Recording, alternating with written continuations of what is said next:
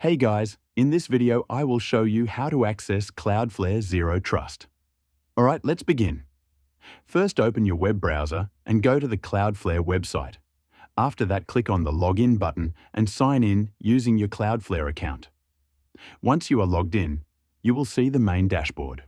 From here, look at the left side menu and click on Zero Trust. Now Cloudflare will redirect you to the Zero Trust dashboard. If this is your first time, you may need to select or create an account name. After that, choose your team domain and confirm it. Next, go to Settings to configure basic options like authentication and security rules. You can now access features like Access, Gateway, and Warp from the Zero Trust panel. Make sure to save all changes before exiting. So that's basically how you can access Cloudflare Zero Trust. And that's it for this video. If you find this helpful, consider subscribing and giving this a big thumbs up. Thanks.